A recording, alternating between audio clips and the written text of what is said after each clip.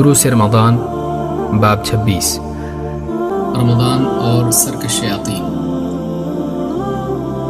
شیطان انسان کا کھلا دشمن ہے۔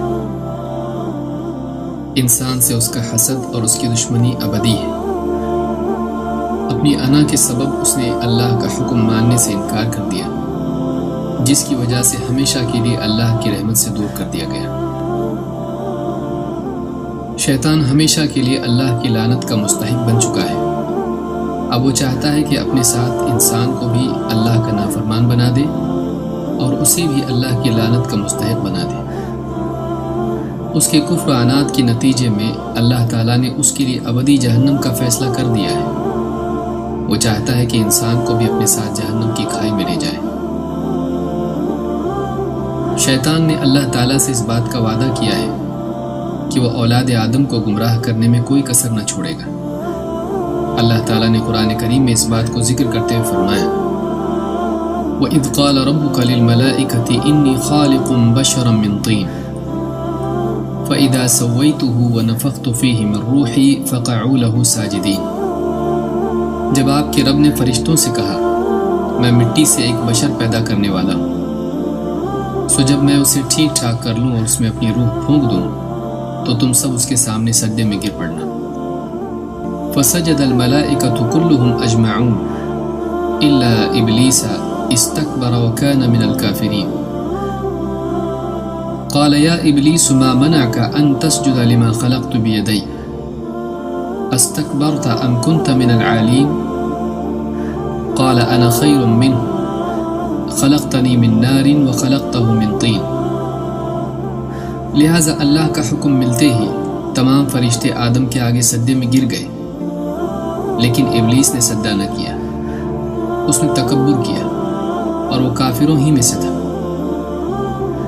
اللہ تعالیٰ نے فرمایا، اے ابلیس، اس کو یعنی آدم کو سجدہ کرنے میں تجھے کیا چیز رکاوٹ بن گئی جسے خود میں نے اپنے دونوں ہاتھوں سے بنایا؟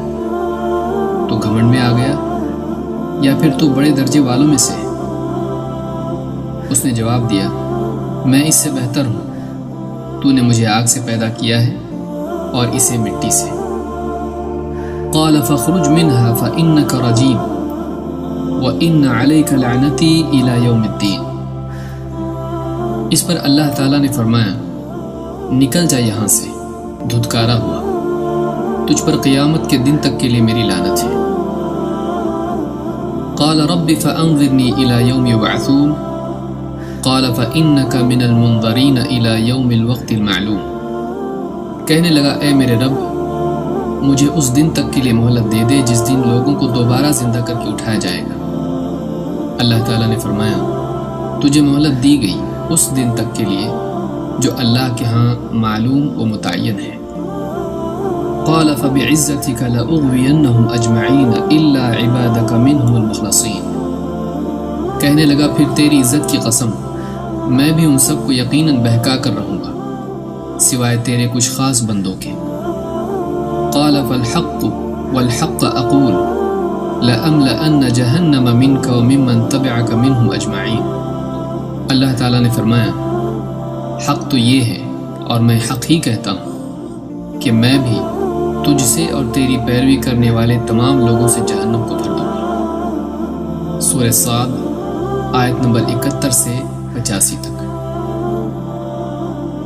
شیطان کا انجام یقینی طور پر جہنم ہے، لہٰذا وہ چاہتا ہے کہ اپنی بربادی کے سفر میں اور اس کے انجام میں انسان کو بھی اپنے ساتھ شریک کر لے۔ یہ اللہ تعالیٰ کی رحمت اور اس کا فضل و کرم ہے کہ اس نے جب ماہ رمضان کو اہل ایمان کے لیے تقوی اور پرہیزگاری کی تربیت کا مہینہ بنایا تو اس مہینے کو شیاطین کے قید کیے جانے کا بھی مہینہ بنا دیا تاکہ وہ اللہ کے بندوں کو پریشان نہ کر سکے۔ اللہ کے رسول صلی اللہ علیہ وسلم نے فرمایا، جب رمضان کی پہلی رات ہوتی ہے تو جنوں میں سے سرکش شیاطین کو زنجیروں میں جکڑ دیا جاتا ہے، جہنم کے دروازے بند کر دیے جاتے ہیں، پھر مہینہ بھر اس کا کوئی دروازہ نہیں کھلتا، اور جنت کے دروازے کھول دیے جاتے ہیں، پھر مہینہ بھر اس کا کوئی دروازہ بند نہیں کیا جاتا، اور ایک ندا لگانے والا ندا لگاتا ہے، اے خیر کے طالب آگے بڑھ، اور اے شر کا ارادہ رکھنے والے رک جا۔ اور اللہ اپنی طرف سے بعض بندوں کو جہنم سے آزاد کر دیتا ہے۔ یہ حدیث سنن الترمذی، ابن ماجہ، ابن حبان، حاکم اور بہقی میں موجود ہے۔ رمضان کا مہینہ اسی لیے آتا ہے کہ نیکی کرنے والا شخص عام دنوں سے زیادہ نیکیاں کرے اور اس مہینے کو اپنی دینداری میں اضافے کا ذریعہ بنا لے، اور گناہوں کا عادی شخص اس مہینے کا احترام کرتے ہوئے گناہوں کی گندگی سے نکل کر طہارت اور پاکیزگی کی طرف آئے۔ یہی وجہ ہے کہ اس مہینے کے آتے ہی صالحین اور فاسقین دونوں کو مخاطب کر کے انہیں نیکیوں کی طرف رغبت دلائی جاتی ہے اور گناہوں سے روکا جاتا ہے۔ یہ مہینہ اللہ تعالیٰ کی رحمتوں اور برکتوں کے نزول کا خاص مہینہ ہے، لہٰذا اس مہینے میں اللہ تعالیٰ اپنی طرف سے بعض ایسے بندوں کو جو اپنے گناہوں کے سبب جہنم کے حقدار ہو چکے تھے معاف کر دیتا ہے اور انہیں جہنمی فہرست سے آزاد کر دیتا ہے۔ ایک روایت میں یہ بھی ہے کہ یہ چیز ہر رات ہوتی ہے، یعنی فرشتوں کا یہ ندا لگانا یا پھر اللہ تعالیٰ کا جہنم کے مستحق گناہ گاروں کو اپنے فضل و کرم سے معاف کر دینا ہر رات ہوتا ہے۔ اس حدیث کے مطابق اس مبارک مہینے میں 4 طرح سے بندوں کو جہنم سے بچانے کا انتظام کیا جاتا ہے۔ 1، فرشتہ ندا لگا کر لوگوں کو گناہ کے ارادے سے روکتا ہے۔ 2، سرکش شیاطین کو قید کر لیا جاتا ہے۔ 3، جہنم کے دروازے بند کر دیے جاتے ہیں۔ 4، اللہ تعالیٰ خود اپنی طرف سے بعض بندوں کو جہنم سے آزادی عطا فرماتا ہے۔ اب ایک مسلمان کو بھی چاہیے کہ اس مہینے کی قدر کرے اور اسے فضول کاموں میں ضائع کرنے کی بجائے اپنی آخرت کی کامیابی کا ذریعہ بنائے۔